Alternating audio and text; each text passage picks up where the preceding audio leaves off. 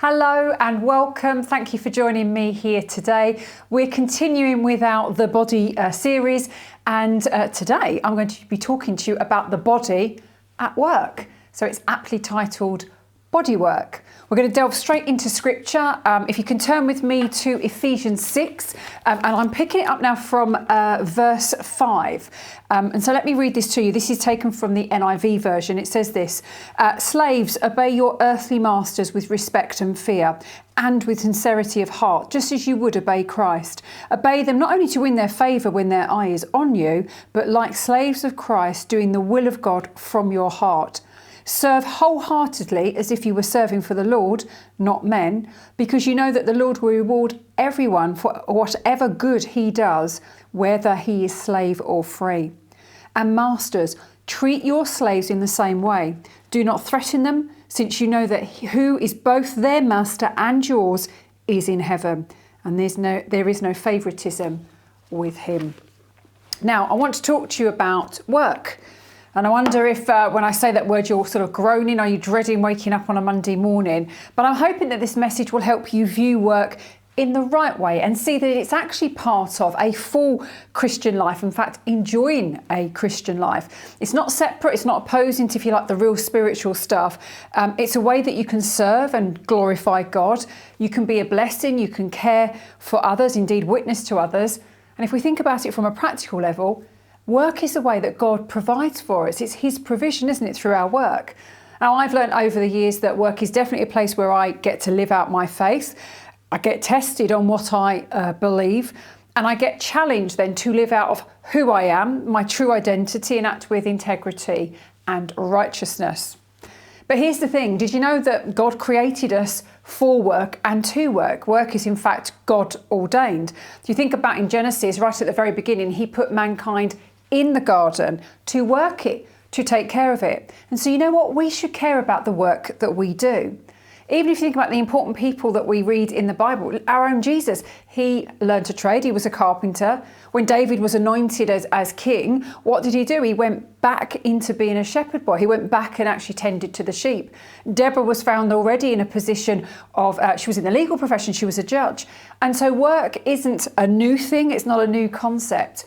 And work actually is good for us, but we have to balance it. We can see the extremes of this is not right. And you might have one extreme, the sort of the slovenliness, the laziness, where people don't want to work. There's a disinclination to work, to do any kind of activity. But then you also see the other extreme, don't you? What we call as workaholics, people that just can't switch off. They continually work. They have an inability to limit the amount of time that they spend on work.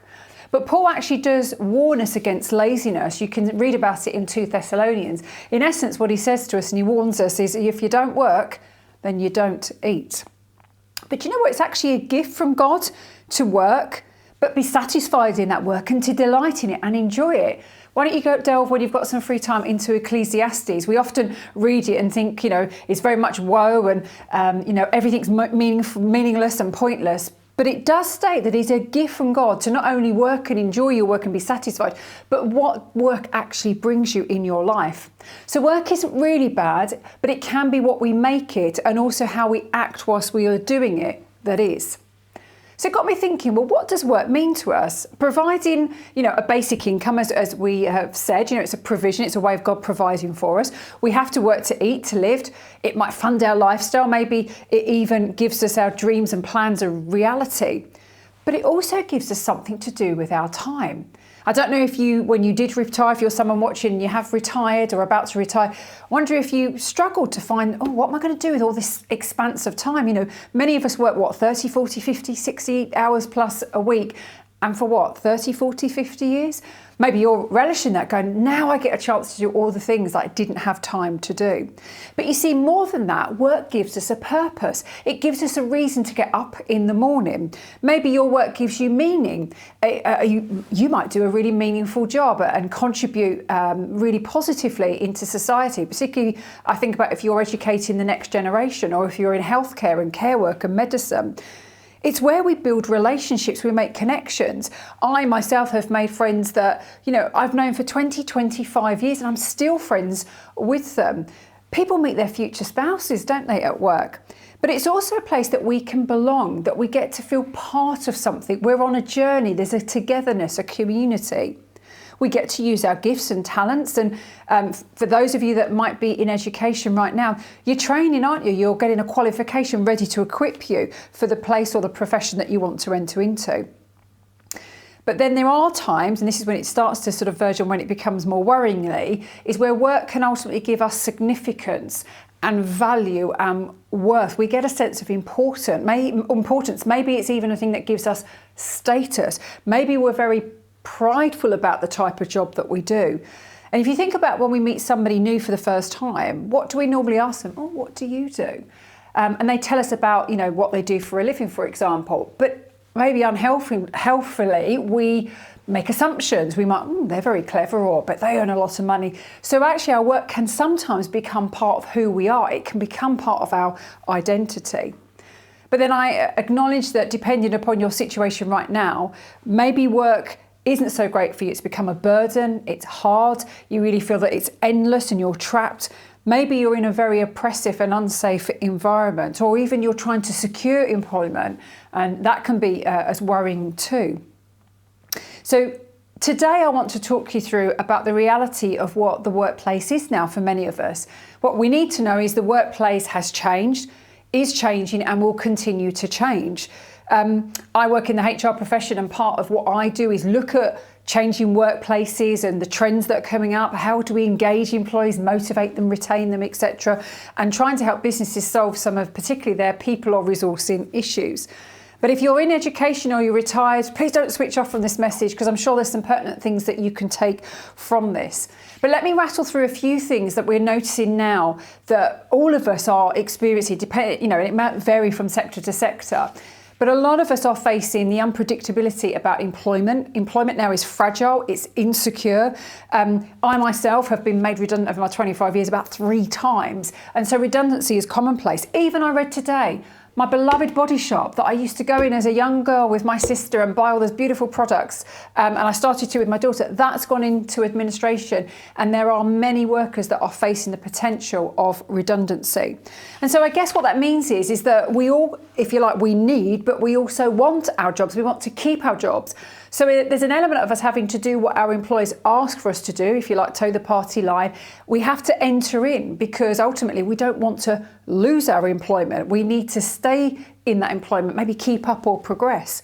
But if you're there and you're thinking, well, I've got kind of the security, your sector or your profession, your industry doesn't really have that, what I would say is some of you are now having to fight for your rights. Your basic pay, your terms and conditions are being eroded, even your pensions, things that were promised you that this career would give you. And there are others that your industry is becoming so regulated and under scrutiny. There's so much bureaucracy now. It's really quite difficult actually to work in that.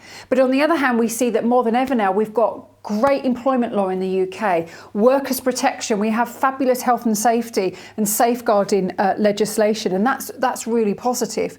But then we also see we've got institutions that are here to serve and protect us. If you think about like the army, the police, the navy, the fire service, even the post office, where we're uncovering horrid work practices, illegal work practices, discrimination, toxic work environments, workplaces that are turning on their employees, meaning that for some, it's making it untenable to stay. And then we as people, we have changed the face of the retail sector for our consumer behaviour and demands. If I think about retail, we now can shop, can't we, online 24/7. In fact, we're changing the shape of our local high streets because shops are closing down because we want to go and get that online 24/7 demand. And so we have naturally changed the retail sector. I think about the shop workers, but then what about the impact on the supply chain and maybe the delivery drivers and the targets that they have to meet? And if you are in education or manufacturing, you might have enforced shutdowns, but for a lot of us, our organisations are that they're constantly on 24/7. There's no set downtime. And I wonder if you sit there going, I can't even clear the work in the time that's allocated, effectively with the time that I'm paid to deliver it. And so people are having to get up earlier and earlier to get ahead of their day, or working later and later. Even I know weekend working, a lot of people, their working day starts on Sunday, just to keep on top or get ahead of the week that's coming. And then there are generations now. We have 5 generations in the workplace, but for some of the younger ones, and indeed even I'm caught in this as a generation, we are now going to have to work for longer, maybe even for less. And there's talk now of raising the statutory pension age for some of us, 71. And I'm thinking, goodness, I'm now going to have to work even longer than my parents and definitely my grandparents' generation. Some can't even live off the income that their job provides, and they're not necessarily on minimum wage. And so they're having to make difficult decisions or even doing multiple jobs. Who's in the workplace has even changed over the last 30, 40 years. Do you know 72.1% of women that are aged 16 to 64 are now in work? You compare that into the 1970s, there was only 52.8% of women that were working. And so that's dramatically changed. It's impacted the workplace, the dynamics in the workplace, but also family life and social life as well. But we see inequalities, we see unfairness and barriers and discrimination, not just for women, but lots of underrepresented and marginalised groups, which means that not everybody I know watching this today, you'll even have the equal opportunities to go after a particular career or a type of profession.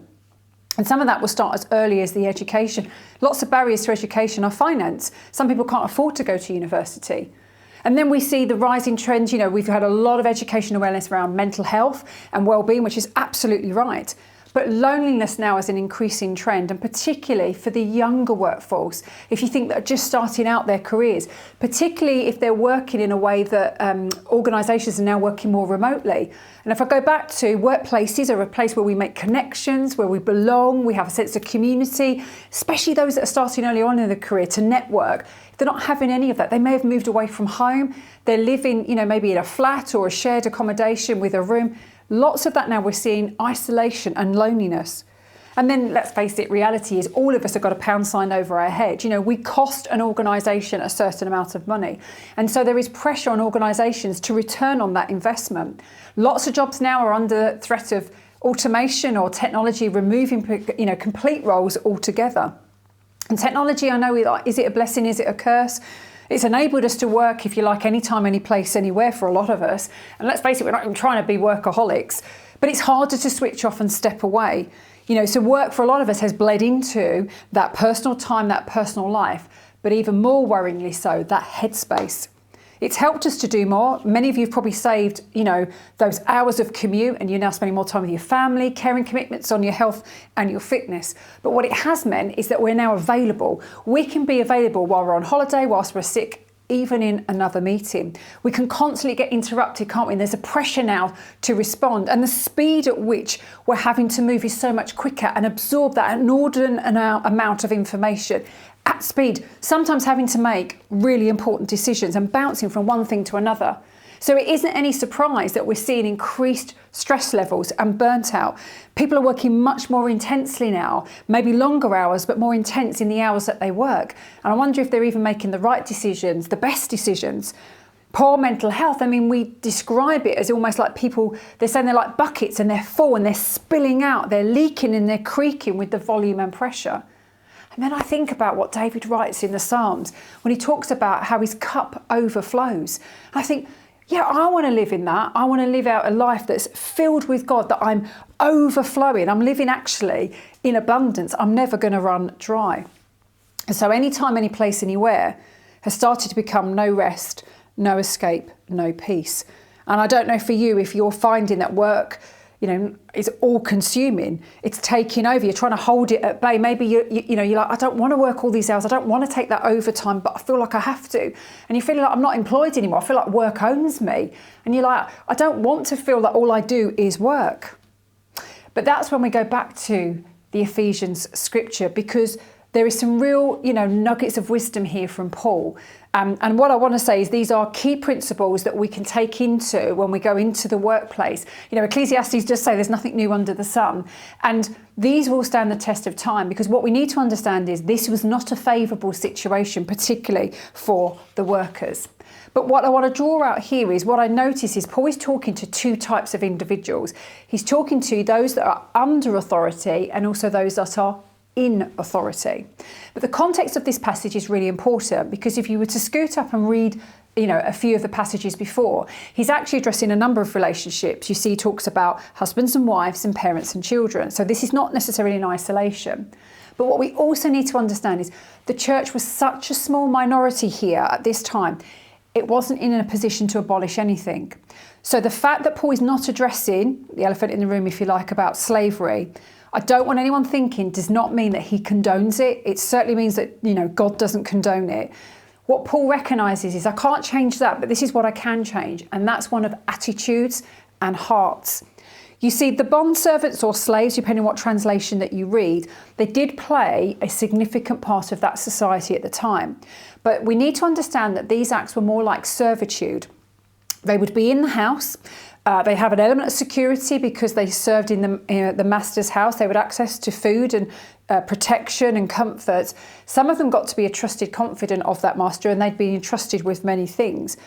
But I am going to be clear here. They were not free. They were not being paid. They were essentially slaves, no liberty under that master's control.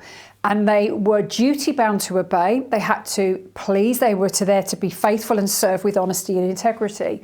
But like the women and children that you are seen in the previous passages, they absolutely would have very few rights. But equally so, you'll see right at the end of that passage, and we'll come to it shortly, Paul is saying, well, those that are in authority, do you know what? You have a responsibility to how you act towards your household, particularly those that are under your authority. You see, the reason why Paul had to address this is because lots of the masters and the slaves had converted to Christ. And so he had to address this dynamic and this relationship tension. Why? Because now under Christ, they were all equal. So let me talk to you through about a couple of things that we can draw out for those under authority. First and foremost, without a shadow of a doubt, you are called to submit. You are called to submit to the authority that's placed over you in your workplaces. You are to do this with respect and fear, or in some versions it says with fear and trembling, sincere hearts, but to do it as if you would submit just like you would to Christ, to Jesus. Now you'll notice this fear and trembling, in some versions it uses that. Paul uses this actually to describe how we're to walk out our salvation. In 2 Philippians he says actually that's what we're to do. We were to walk out our own salvation with fear and trembling. What he's referring to here is the condition of a person who is under that weight of responsibility before God. You see, when we become Christians, we have a responsibility now in how we live out our life. We must take it seriously. And so what Paul is saying to us here is, listen, it's not down to who your boss is or how they act that determines if you submit to them or not. Now, I'm not saying if they're asking you to do anything illegal or immoral, that's not what it's about here. But ultimately, our position here is that we should submit under authority. The onus is on us. In fact, that is what God is going to hold us all accountable for, in how we respond, how we behave, and then how we live out what we confess we believe. You see, if we think about it being unto God, just like we would with him, would you want to offend him? Would you want to displease him? We say we love him. We ultimately should have a holy fear and reverence before him. But not only that we should submit, what Paul is saying, we need to walk with integrity and sincerity. You see, again, to understand, it was commonplace that those under authority here in this situation would pretend to be obedient while the masters were watching them. But really, in their hearts, they meant to disobey. And so we too now are called to be genuine and sincere.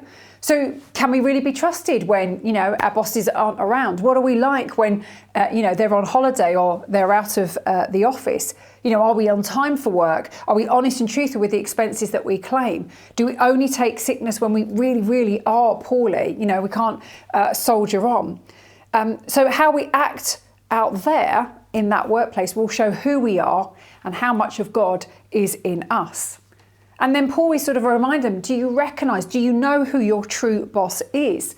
You are to serve wholeheartedly as if you were serving for the Lord. When he talks about earthly masters and then your heavenly masters, we're not to serve wholeheartedly as if, only if I'm earning a 6-figure salary, or if I was working for, Richard Branson or King Charles. We should have an unshakable work ethic that does not depend on whether work is good or favourable to us, or even how our boss behaves, because really we're all working under and for our Heavenly Father. And did you notice 3 times in this passage, Paul mentions the heart? Sincerity or singleness of heart is some of the versions. Serve wholeheartedly. Do the will of God from your heart. Now, wholeheartedly or singleness of heart is really just means this. It's a simple, sincere desire to do what ought to be done? Are you doing in your workplace what really ought to be done? Never mind everybody else, never mind about your boss. Have you got that one aim that, you know what, when I come to work, I am going to serve as if I was literally working for Jesus himself? And that's really important, because I think often we as Christians might get this a bit muddled up. You see, there is a difference. If we remember that God is our ultimate boss, then he's the only one that has the right to have our whole heart, our whole being, for us to work wholeheartedly unto him. You see, nothing else, no service, no job, not even a person, has the right to ask for our whole heart, our whole being in that way. For us to be completely devoted, or this is the way you show commitment and loyalty. You see, the key about working wholeheartedly unto God really just means about you bringing your best, about you caring about your work, about being the most enthusiastic, coming with good intentions, always putting that, 100% of effort in. What it's not about is giving your whole self to the job or your company, unreservedly, being totally devoted, giving everything, even if it costs you, your health, your family, your mental health, your peace, almost like essentially you're bleeding for the job. And often that's where we can get confused, that we think by working hard and more diligently, that's like we're working for God. But no, you see, if you work wholeheartedly, and you're serving as if you're working really for God, do you know what it's actually going to help you do? It's going to help you put in boundaries. You see, God is a God of boundaries, isn't he? And why does he give us boundaries? To protect us. Because he knows what's good for us. He only wants the best for us. And so I would urge you can still be an excellent employee and do all of this. I'm going to be really brutal with you now. You need to see that your employment is just a transaction. Your place of work pays you to do a job. If you left that job, don't think many of us would find that our employers would continue to pay us. And let's face it, we go to work because we expect that we're going to be paid for the work that we do. I don't think that we would continue to work if they didn't pay us. That's called volunteering. And let's face it, most of us couldn't afford to do that.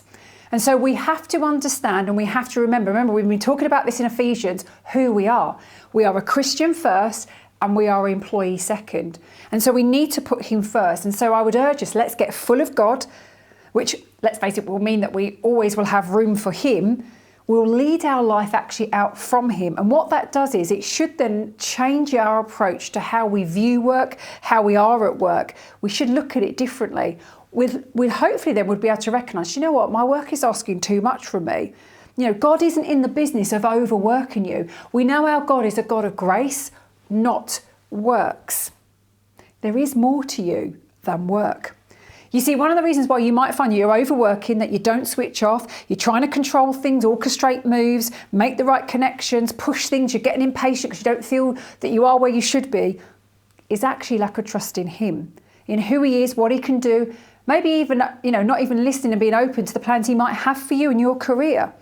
You see, a person who has fully given themselves to God, whose heart is full of God, will trust God with everything. And I mean everything, including their livelihood and their career. So maybe it's time to sort of let go, stop meddling, interfering, stop thinking that you have to be like everybody else and work like everybody else. We need to trust God, don't we? If we say that we're his, we need to trust that God will do it, trust that it's all right in God's time. You see, talented, clever, highly connected, able people can be very successful. They can make things happen. In fact, you and I can both be very successful in our careers without God. But I wonder if I could challenge you.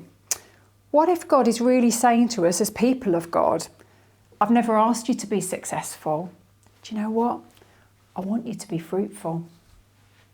Are you successful or are you fruitful? You've had the picture about the sycamore tree that on the surface it looks like it's cut off the stump, it's like nothing's there. But underneath, life is teeming and actually the roots are all spanning out. So sometimes we need to get over ourselves, how it might look to other people.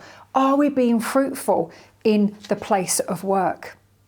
And then finally, for those under authority, have you ever thought that your workplace is better off because you're there?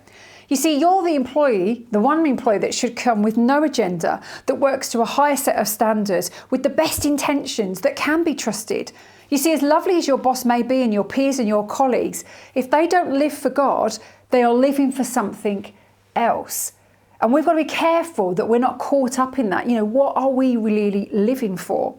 So it should be a blessing that we're hired, that our boss has us on the team, our colleagues have us as part of the team that we work in. Be reliable. Reliability is so underrated. Do what you say you're going to do. Be consistent. Be honest. Speak up for what's right. Don't be a person that's seeking position or power. Again, people get this confused. As Christians, we should be seeking to have influence. And there are countless stories in the Bible of unnamed people, if you like, seemingly unimportant people that had influence on behalf of the gospel. And because of who he's living in us, we can walk in power. So do you know what? We can get to change atmospheres and dynamics within teams and outcomes. We might even bring an element of protection on our firm and our workplaces. And one of the best examples of this you will see is in Genesis with Joseph. It said from the time that Potiphar put Joseph in charge of his household, bearing in mind that Joseph was enforced into this servitude, so he wasn't actually there of his own free will. But from the time that he was put in charge of that household and all that Potiphar owned, says the Lord blessed the household. And so maybe your workplace might receive a level of blessing and favour just because you're there. And I certainly don't think it would even recognise it's because of you and your God. And so do you pray for your work? I don't mean do you pray about your career and your job, etc. But do you pray for your firm, your colleagues, your boss, your executives? Are you there, someone ready to speak life into situations, to speak up for what's right and to listen? Maybe, when somebody needs it, everyone's so busy, but do you notice things? Are you asking God to give you an opportunity to spot things and speak into people? And then those in authority, as we just sort of wrap up this message today. I hope you were listening, because what I would say to you is if you're in authority, all I've just shared applies to you, because let's face it, you've got to lead yourself well first before you lead others. But this was one of the most testing, dynamics that Paul was speaking into, because telling them that they were both the same under Christ, both were same before God, would have been mind-blowing, particularly for the masters who are almost like, no, we're in charge, we're better, they work for us. I'm going to give you a quote from a famous business leader and inspirational speaker. You may have heard of him. He's called Simon Sinek. This is what he says about leadership. We often use this when we are developing leaders. He says this: leaders or leadership is not about being in charge. Leadership is about taking care of those in your charge. I thought that was really powerful, because what Paul is saying here is under God now, there is a reciprocal duty. They might have to submit, but you now have got to act in a different way, because they would rule with fear because they had the power, they had the authority. But you've got to be just, you've got to be fair, you've got to be respectful. And if you think about it, Jesus is our ultimate benchmark of someone in authority, how we should behave. Let's face it, he has all the power, he's got the sovereign authority, he's in ultimate control, and yet he doesn't bully us, he doesn't control us or treat us harshly or fairly, but he loves us. In fact, Jesus leads out of a position of love. Now, he does discipline us because that's part of his love for us. He does create boundaries for us. But there's forgiveness, there's grace and there's mercy. He's patient with us. And so when I look at that, I think, actually leadership, those in authority, you are there to take care of those under your charge. You're not the boss in charge. And so let's be some of those that are not going to abuse our power or privilege that come with positions that we might have in the world, in workplaces. In fact, I would be as bold to say is one of the godly calls on your life, if you are called into leadership, is to look for ways to make it good or better for other people. God has elevated you and he has placed you, shall I say, strategically positioned you there. Be a voice for those that can't. Stand up for what's right. Lead in a godly way. Be an example. In fact, leaders are anyway role models, or should be in their organisations. But don't forget, you are likely to be around other senior people. In fact, the most senior people of the company that you work in, the organisation that you're part of. Think about the influence that you could have with your peers, or maybe even your direct boss, or maybe you are the big boss. Think about what you could do, and the leaders set the tone. And we talk about here that leaders, there is a shadow that they cast. So think about what it's like to be around you. What is it like actually for people to work for you? Do you know that? Are you somebody that people relish spending time in your presence? And then as someone in authority, you absolutely need wisdom. You've got to care for those people, but you've got to have wisdom, because we acknowledge you have much responsibility under you. Many rely on you. You know, sometimes you're going to be making very serious decisions that others' livelihoods will depend on. So they depend on you. So how much time are you reading the word and seeking and spending time with God? I appreciate in your role, a lot of you have to, do wider reading. You have to develop. You have to, if we like, horizon scan, see what's coming down. And you are, strategic in your thinking. But how much time are you spending with God? Are you even inviting him in to help you with your challenges and strategy and to unlock some of the problems that you're having? I want to challenge you, you have a responsibility when you're in authority to continually grow in your faith as much as you would in your profession. In fact, if you want to be a great leader, a better leader, as a Christian, I would say arguably you need to spend more time with God and in his word. And then finally, as someone in authority, love your team. Even the ones that are really difficult, the ones maybe that you've inherited that, you're saying, I wouldn't have recruited them. Be patient like Jesus is. Especially if someone needs more support and guidance and, they're just one of those difficult employees. Practice forgiveness and grace, but equally so, do not be scared or afraid or shy away from correction and discipline. Often we see in HR that it's when things are left unchecked and corrected, actually they manifest into a bigger issue. And if you're about to have difficult conversations or decisions, seek God first. Ask him how he wants you to approach it. In fact, I'm going to leave you with a scripture from Colossians 4, verse 6. I just love this. I mean, it can be for all of us, but particularly if you're in authority and maybe you're about to tackle something different in the coming week. It says this: be wise in the way that you act towards outsiders, making the most of every opportunity. Let your conversations be full of grace, seasoned with salt, so that you may know how to answer everyone. So as you're about to, maybe you're watching this before you start in your week or during your working week, I want to leave you with these questions. How are you submitting, and are you submitting in the right way to the authority that is over you? Are you remembering who you really work for, and therefore ensuring that you've got the appropriate boundaries in place? And if you're somebody that's in authority, what do you really like to work for? Maybe that's a question you can ask some of those that are under your authority this week.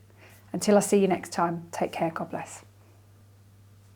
Hello, my name's Naomi. It's been great to have you with us for our message here at Renewal. If you want to find out more about what it means to follow Jesus, you can visit renewalcc.com/next steps, and you'll be sent a few videos which might answer some of those bigger questions that you might have. Likewise, maybe you just want to say hello to the team, so you can email hello@renewalcc.com. And then if you're really enjoying all of these videos, what you can do is click the subscribe button, which is the wonderful red button that you cannot miss on your screen, to be notified of any other videos that come in. You can also listen to our messages on the go. So if you visit renewalcc.com/media, you'll be able to see podcasts, and then that will also link you to the YouTube channel. But maybe actually you just want to support the work that Renewal is doing. And you can do that by visiting renewalcc.com/give, and you can choose where your finance goes. All that's left to say is take care, God bless, and have a great week. Hopefully we'll see you soon.